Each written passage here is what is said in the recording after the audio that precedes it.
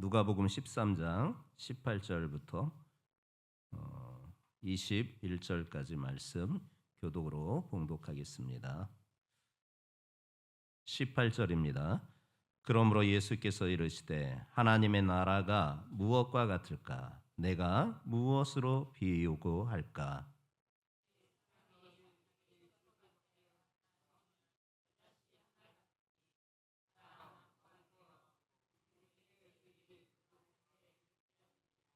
또 이르시되 내가 하나님의 나라를 무엇으로 비교할까?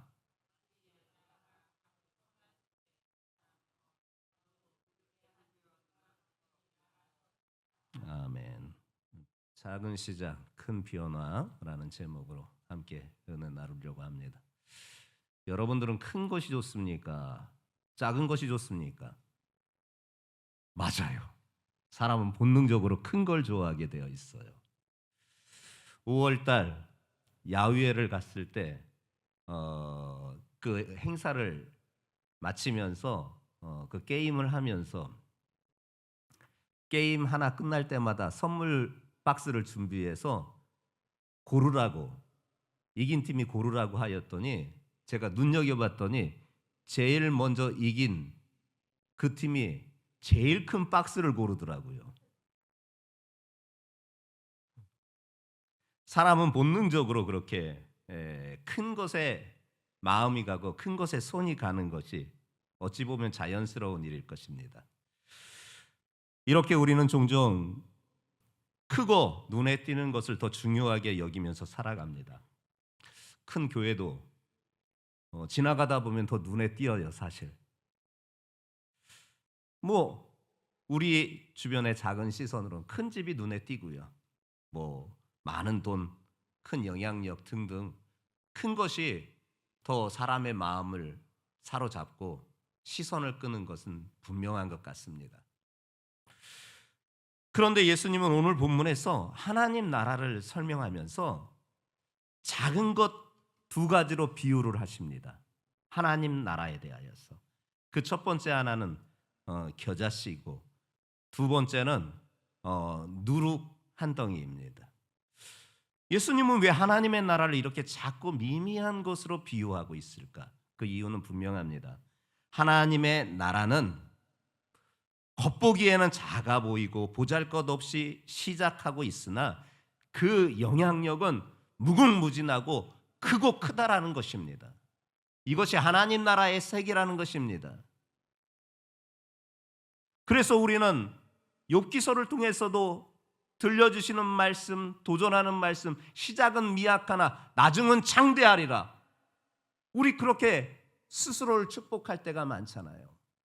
하나님 나라가 그런 것이에요. 겉보기에는 작고 보잘것없는 것으로 시작하지만 그 영향력은 점점 커지고 점점 확장되고 점점 역사가 나는 것이에요.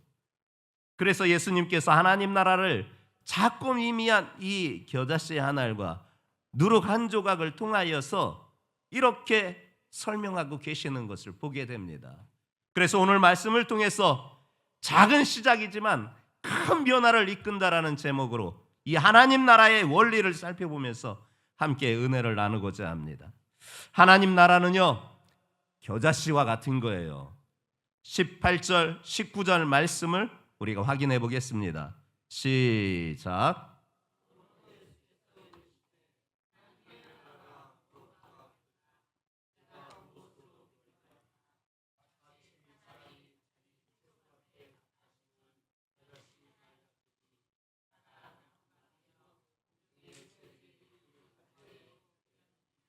아멘. 겨자씨, 여기에서 말하는 겨자씨는 흑겨자, 그 지역에서 나는 흑겨자예요. 우리네 알고 있는 그 겨자와는 조금 차이가 있어요. 우리가 알고 있는 그 겨자씨보다는 조금 더 커요. 그래야 크게 차이가 없는 흑겨자가 를 말하고 있는 거예요. 그 흑겨자가 팔레스타인 지역의 많은 씨앗 중에 특히 유독 작은 씨로 여겨져요. 눈에 보이지도 않을 만큼 작은 씨예요. 그런데요, 참 특이한 것은 우리네 품종하고는 달라요. 그 겨자씨가. 우리네 겨자씨는 그렇게 크는 일이 없어요. 근데 이 흙겨자는요, 눈에 보이지 않을 만큼 작은 존재인데 그것이 자라나면요, 시간이 지나면요 2m, 3m는 그냥 크는 거예요. 심지어 더 큰 것은 10m까지도 크는 그런 겨자씨가 있는 거예요. 그래서 겨자나무라고 할 정도예요. 그런데 예수님은 공중의 새들이 그 가지에서 깃들인다고 그렇게 말씀하고 있어요. 작은, 눈에 보이지 않는 아주 작은 존재가 땅에 심겨져 길러졌을 때 2m, 3m가 평균 키로 자라는, 그래서 이제는 더불어서 공중의 새들도 그 가지에 깃들이는 이 역사를 예수님께서 말씀하시는데, 이 말씀은 무엇이냐? 단순히 이 겨자씨가 자라는 것으로 끝나는 것이 아니라 그것이 자란 후에는 다른 생명을 품을 수 있는 공간이 되어진다라는 거예요. 다른 생명을 품을 수 있는 공간이 되어진다라는 거예요. 겨자씨는 단지 자기만 자라는 것으로 그치진 않는 거예요. 다른 이들을 살리고 품는 존재가 되어진다라는 거예요. 작게 시작하였지만 자라나서 다른 사람의 피난처도 되고 은혜의 그늘도 되어주는 것이에요. 이게 바로 하나님 나라의 원리예요. 이것이 바로 하나님 나라예요. 작고 보잘것이 없지만 그것이 자라면 자신뿐만 아니라 다른 생명을 품을 수 있는, 다른 생명을 살리는, 그리고 다른 사람의 피난처가 되어지고 은혜의 그늘이 되어주는, 이것이 하나님 나라의 비밀 아니겠습니까? 우리의 믿음도 마찬가지입니다. 우리의 작은 기도가, 우리의 작은 순종이, 우리의 작은 헌신이, 우리의 드리는, 하나님 앞에 드리는 이 예배가 하나님 손에 붙들리기만 하면요, 언젠가는요 수많은 공중의 새들이 그 가지에 깃들이는 역사가 있었듯이 이 엄청난 은혜의 나무 아래 모여드는 역사가 반드시 나타나는 것이에요. 그래서 다른 생명을 살리는 공간이 되고, 다른 존재를 품는 공간이 되고, 피난처가 되어지고 은혜의 그늘이 되어지는 줄 믿습니다. 저는 여러분들과 우리 교회가 바로 이런 하나님 나라의 모형의 모습을 비추어 나아가는 삶이 되기를 주님의 이름으로 축복합니다. 나만 잘하는 것으로 끝나지 아니하고 보잘것없는 내 존재, 미미한 내 존재로 그것이 자라나는, 그것만 자라는 존재로 끝나지 아니하고 많은 이들이 생명이 품을 수 있는 그런 아름다운 공간, 모든 이들의 피난처가 되어질 수 있는 공간, 은혜의 장소, 은혜의 자리, 그것이 바로 여러분들이기를 원하고 이 교회이기를 주님께서는 원하시는 거예요.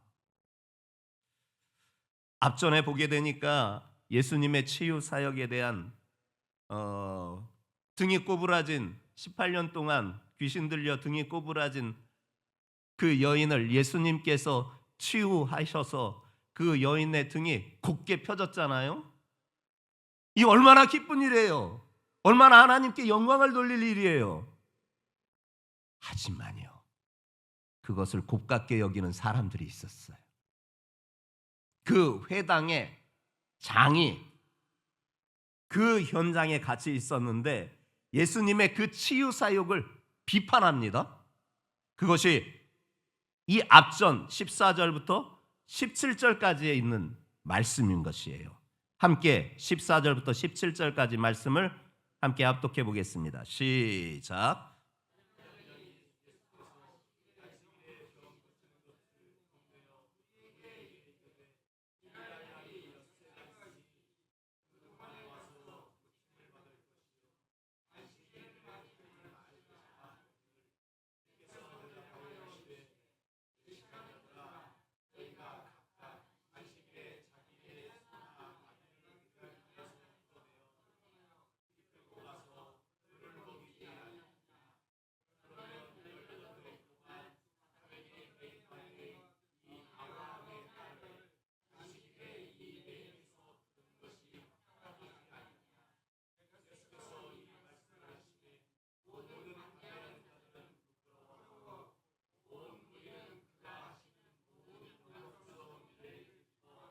아멘. 회당장이요. 왜 하필 예수님께서 안식일에 이렇게 병을 고치느냐? 근데 회당장만이 그 현장에 있었던 것이 아니라 다른 이들도 있었는데 그 현장에 다른 이들도 이 회당장처럼 생각한 무리들이 또한 그곳에 있었던 것이에요. 왜 하필 안식일에 병을 고치는 것이냐? 이것을 문제 삼아서 이 회당장이 대표로 예수님에게 뭐라고 말하느냐, 그리고 사람들에게 뭐라고 말하느냐, 일할 날이 엿새나 있지 않습니까? 그 안에 와서 고침받으라고 하세요. 안식일에는 하지 마세요. 안식일에는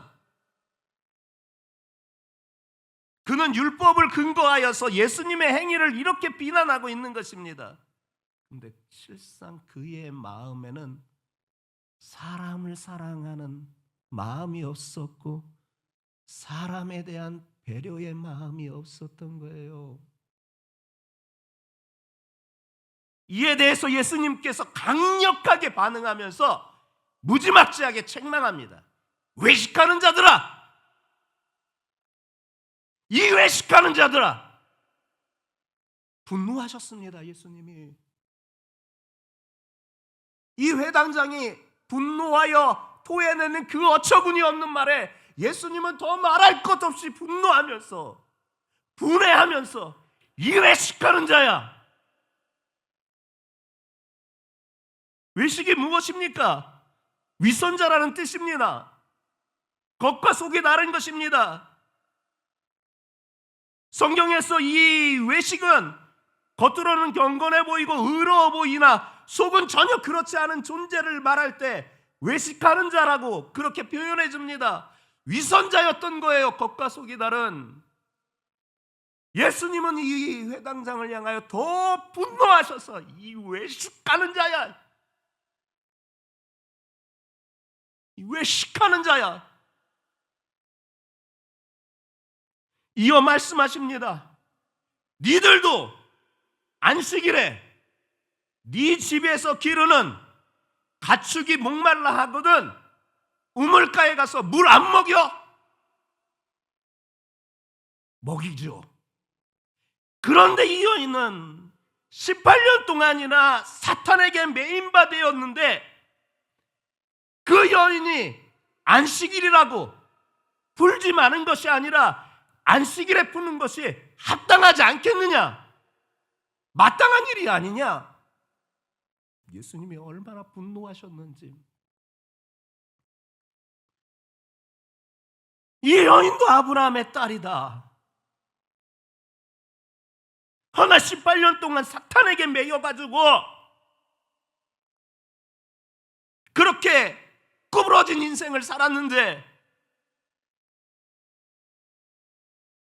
그깟 너희들은 이야기를 안식일에는 고치지 말라고 엿새 동안 일한 날이 많은데 왜 하필 이날이냐고.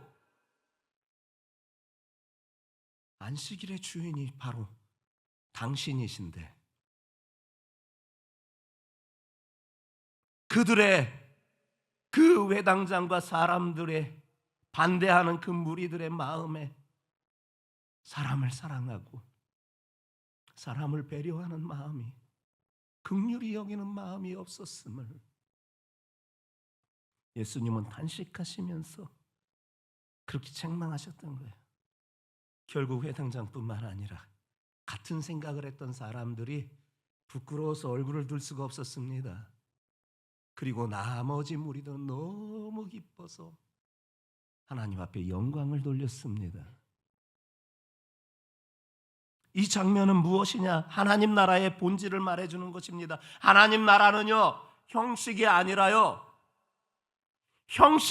생명을 살리는 일입니다. 예수님은 율법의 형식보다도 사람의 생명, 그의 치유와 회복을 더 중요시 여긴 것입니다. 하나님 나라는요, 억눌리고 이 제한된 법의 틀을 벗어나서 정말 사람을 살리고 사람을 회복시키시는 그 은혜의 장소가 바로 되어야 되는 것이 바로 하나님 나라이고 하나님 나라가 그렇다라는 것입니다. 예수님은 교회가 그 하나님의 나라의 모형이 되길 원하십니다. 예수님은 그 하나님 나라가 당신의 자녀들이 되길 원하십니다. 성도들이, 교회가 생명을 살리고 눌려있는 자를 일으키고 소외된 자를 품기를 원하십니다. 당신이 가졌던 마음, 항상 긍휼의 그 시선과 그 마음이 성도들과 교회에 있기를 그분께서는 원하시는 것입니다. 누군가는 자꾸 얘기합니다. 율법의 잣대로 정죄하기도 하고 사람의 기준으로 그 사람을 평가하고 정죄하고 배제하기도 합니다. 이것은 우리 안에 하나님 나라를 왜곡시키는 일인 것입니다. 우리는 주님의 마음을 품어야 돼요. 주님의 마음을 품어야 돼요. 성도들이여, 예수님의 마음과 예수님의 시선이 여러분들의 마음과 여러분들의 시선이 되기를 주님의 이름으로 축복합니다. 예수님의 손길이 여러분들의 손길이 되기를 원합니다. 그러면 주님께서 말씀하시는 이 하나님 나라가 임하는 것입니다. 하나님 나라가 우리 안에 있는 것입니다. 그 예수님의 손길을 붙들고 그 손길로 세상에 전할 수 있는, 비록 나는 미약한 존재로 아무것도 아닌 것처럼 미미한 존재이나 나만 그런 성장하는 것이 아니라 내가 성장함과 더불어서 내 안에서도 많은 이들이 생명의 공간이 되어지는 역사가, 안식처가 되어지고 피난처가 되어지는 역사가, 은혜의 자리가 되어지는 역사가 여러분들과 우리 교회의 모습이기를 주님께서는 간절히 원하시고 계십니다.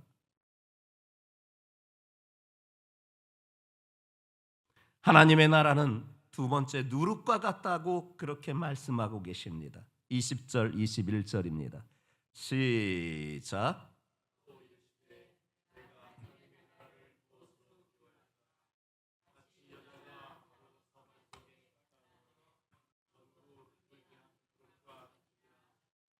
아멘. 가루 서말이요, 리터로 따지면 한 40리터 정도 된대요. 밀가루 40리터 정도면요, 수십 명의 사람이 먹을 수 있는, 빵을 만들어서 먹을 수 있는 정도의 양이에요. 엄청나게 많잖아요. 밀가루 한 푸대가 얼마나 되겠습니까? 그런데 이 가루 서말이라는 것은 40리터가량 되는 굉장히 많은 양으로 수십 명이 먹을 수 있는 그런 밀가루 양이에요. 그런데 그 많은 양의 밀가루를 더 많게 하는 것이 무엇이냐? 누룩. 조그만 누룩 한 조각이면 충분합니다. 그렇게 40리터가 되는 그 밀가루에 누룩 한 덩이만 넣으면은 그것이 더 부풀게 됩니다. 그래서 수십 명이 먹을 수 있는 정도의 그렇게 부피로 되게 됩니다. 이 말씀이 무엇이냐? 40리터 분량의 그 가루에 비하면 이 누룩 한 조각은 여전히 눈에 띄지 않는 것이지요. 하지만요, 그 영향력은 강력한 것입니다. 겉으로는 아무 변화도 없는 것처럼, 또한 시간이 지나면 반죽 전체를 풀풀게 하는, 겉으로는 아무 변화도 없는 것 같아도 시간이 지나면 그 반죽 전체를 부풀게 하는 그 누룩 한 덩이, 그 영향력은 엄청난 것입니다. 하나님 나라가 이 같은 것이에요. 하나님 나라가 이 같은 것이에요. 겉으로 보기에는 아무 변화도 없는 것 같은데 시간이 지나면 전체를 부풀게 하는 역사, 이게 하나님 나라예요. 하나님은 보이지 않는 곳에서 여전히 일하시고 계십니다. 말씀으로 심은 믿음으로 심은 그 말씀 한마디, 사랑에 섬긴 그것이 가정도 살리고 공동체도 살리고 심지어 사회도 살리게 되는 거예요. 겉으로는 아무 변화가 없어 보여요. 그러나 시간이 지나면 분명히 놀랍고 놀라운 강력한 역사를 이루실 줄 믿습니다. 목사님들의 목사님이라고 지칭하시는 분이 계십니다. 몇 분 계시는데 그 중에 한 분이 이재철 목사님이라는 분이십니다. 100주년 기념교회를 섬겼고 지금은 은퇴하셔서 거창에 내려가셔서 거주하시고 교회들마다 초청하실 때 가서 말씀을 전하는 사역을 은퇴 이후에도 계속 해오시는 목사님이 계십니다. 그 목사님께서 교회 학교에 대하여서 이야기했던 바가 참 도전이 되더라고요. 그래서 잠깐 소개하려고 합니다. 어릴 때 교회 학교는 하나님께 굴복하는 DNA를 심어줘야 합니다. 이렇게 말씀하시더라고요. 교회 학교라는 것은 유치부, 초등부, 중등부, 고등부, 또한 청년부 이 전체를 교회 학교라고 하거든요. 어릴 때 교회 학교는 하나님께 굴복하는 DNA를 심어줘야 합니다. 그 목사님 제 처가요. 처음 교회에 가서부터 아이를 꼭 안고 아이에게 이렇게 말했습니다. 지금은 하나님께 굴복하는 시간이야. 네가 앞으로 또 살아가면서 하나님께 굴복해야 될 때가 많아. 그게 바로 예배 시간이야. 엄마는 너를 지금 꼭 품에 안고 그렇게 예배 드릴 거야. 처음엔 못 알아듣습니다. 아이가 무슨 말 하는지. 근데 몇 주가 지나고 나니까, 그리고 몇 달이 지나니까 아이가 인지하는 거예요. 이 시간은 내가 하나님 앞에 굴복하는 시간이다. 하나님 앞에 내가 굴복하는 시간이다. 그것이 어릴 때부터 신앙의 습관으로 길러지게 되는 거예요. 예배의 자세를 만들게 되는 거예요. 예배의 모습을 만들게 되는 거예요. 예배 시간에 재미가 아니라 그 시간만큼을 아이들에게 이것을 가르치는 것. 예배 시간은 내가 하나님 앞에 굴복하는 시간이다라는 것을 가르치는 것. 이것이 일평생 살아가는데 내가 하나님 앞에 늘 굴복해야 된다라는 것을 배우게 한다라는 거예요. 어릴 때 좋은 습관이 평생 가잖아요. 그 습관을 아이들에게 길러줘야 된다라는 거예요. 여러분, 세상에 재미난 게 어디 있어요? 인간적으로 예배만큼 재미없는 게 어디 있어요?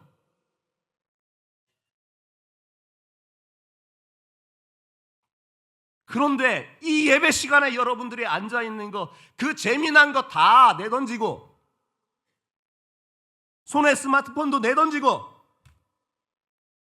즐거운 그 게임도 내던지고, 친구들 만나는 것도 내던지고, 쇼핑하는 것도 내던지고, 지금 이 예배 시간에 이렇게 나오는 것은요, 은혜 받으러 나오는 것이지만 영적인 의미로 말하면은 하나님 앞에 굴복하기 위해서 나오는 거예요.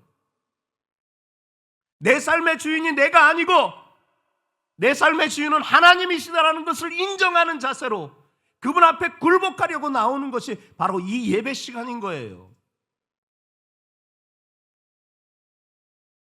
그래서 어릴 때 교회 학교에서 하나님 앞에 굴복하는 DNA를 예배 시간을 통해서 심어줘야 한다고 말하고 있는 것이 의미가 있는 거예요.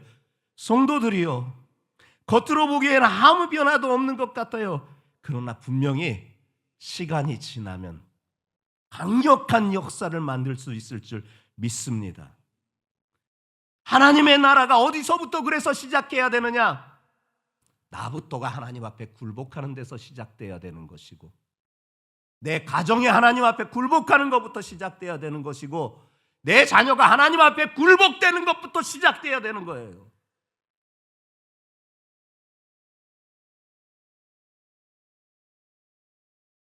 처음에는 여전히 겉으로 보기에 아무 변화도 없는 것처럼 느껴져요. 우리의 기도도 또한 예배도 섬김도 별 의미가 없어 보이는 것 같아요. 그러나 하나님은 보이지 않는 곳에서 일하고 계십니다.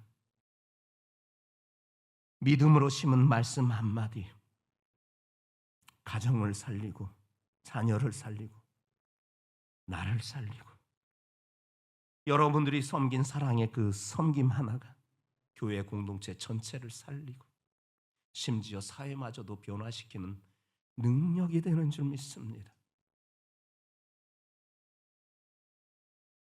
자꾸 보잘것없는 게 하나님 앞에 굴복하면, 하나님의 손에 붙들리기만 하면 이 같은 역사가 있는 거예요. 자, 우린 예배 시간에 세상의 즐거움을 쫓아 나온 것이 아니에요. 그렇다면 제일 재미없는 곳에 나와 있어요. 우리는 하나님께 은혜를 구하는 장소에 나와 있으나 그분 앞에 진정 내 주인은 당신입니다라고 그분 앞에 굴복되어지는 여러분들의 이 시간이 되시기를 예수님의 이름으로 축복합니다. 그러면 내 손에 쥐어졌던 것을 놓게 되어 있어요. 그것이 요즘 그렇게 들고 다니는 스마트폰이 되었든지 뭐가 되었든지 간에 내려놓고 예배에 집중하게 되는 것이고, 그 예배의 삶이 결국 하나님이 내 주인이시기에 내 삶을 이끌어 가시는 줄 믿습니다. 말씀을 맺으려고 합니다. 예수님은 거대한 건물이 아닌 작은 씨앗 누룩 한 덩이를 통해 하나님 나라를 설명하셨습니다. 우리에게 하신 말씀인 것이에요. 너 작다고 두려워하지 마라. 내가 일한다. 하나님 나라는 작게 시작하지만 반드시 잘합니다. 보이지 않아도 반드시 역사합니다. 하나님의 방법은요, 작지만 깊고 조용하지만 강력한 줄 믿습니다. 그러므로 오늘 우리의 삶 속에서 여러분, 기도를 멈추지 마라. 찬양을 멈추지 마라. 예배를 멈추지 마라. 섬김을 멈추지 마라. 사랑을 멈추지 마라. 우리가 찬양하는 게 괜시리 찬양하는 게 아니에요. 그렇게 우리가 우리의 작은 시작을 통해서 결국 하나님의 나라가 내 마음에, 우리 교회에, 이 땅에 임하게 되는 줄 믿습니다.